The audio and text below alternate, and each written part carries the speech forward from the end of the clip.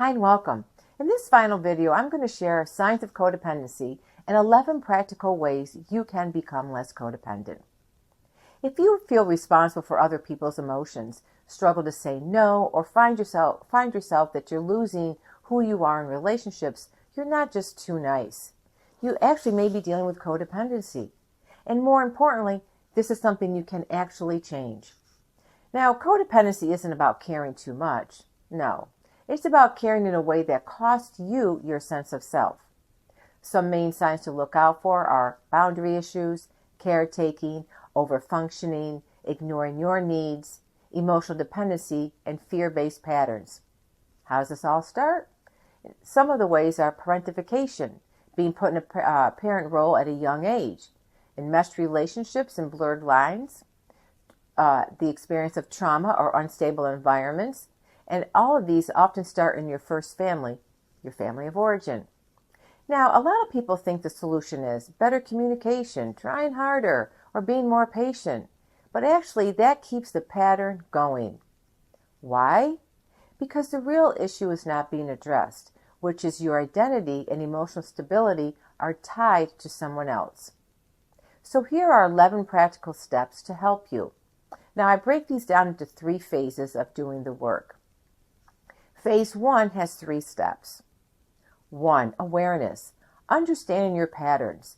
You can't change what you don't see. So start noticing when you feel responsible for others, when you ignore your own needs, or when your mood depends on someone else. These are all key. One way to do this is journaling, which is one of the most effective ways to slow this down and recognize patterns that are otherwise automatic. And it helps you connect the dots. 2. Identify your triggers.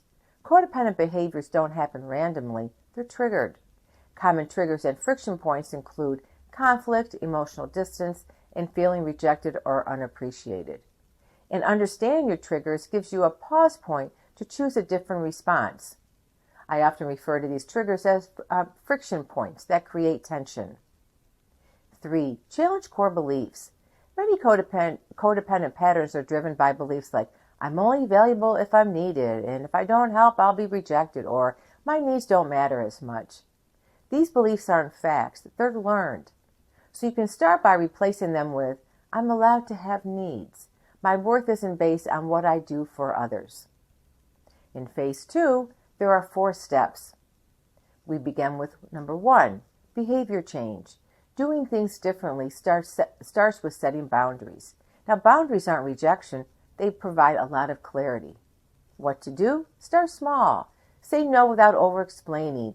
Pause before agreeing to something, and allow others to manage their own emotions. And more importantly, letting discomfort exist. That's where real growth starts. Because if you've been codependent, boundaries are going to feel very uncomfortable. And that's not a sign you're doing it wrong. That's actually a sign you're doing something new. Discomfort is part of the process. It doesn't mean you're doing something wrong. It just means that you start to re-examine some of your behaviors. 2. Stop overfunctioning. Codependency often leads to overfunctioning, like taking on more emotional, mental, or practical responsibility that is yours. This includes fixing problems that aren't yours, managing other people's emotions, and anticipating needs before they're expressed. Pulling back doesn't make you selfish. It helps you restore the balance that you absolutely need. 3. Communicate assertively. Clear, direct communication is essential. Instead of, I guess it's fine, try, I'm not comfortable with that. Assertiveness is not being aggressive. It's self-respect. And 4. Prioritize self-care. Honestly, self-care is not optional in this work. It reinforces a critical shift, which is your needs absolutely matter. This often includes rest, movement, therapy, quiet time, boundaries, all self-care techniques that help you to practice healthy selfishness. And this can also include things like asking yourself, what do I need right now, and what do I actually feel? And finally, phase 3, which has 4 steps. 1. Identity shift.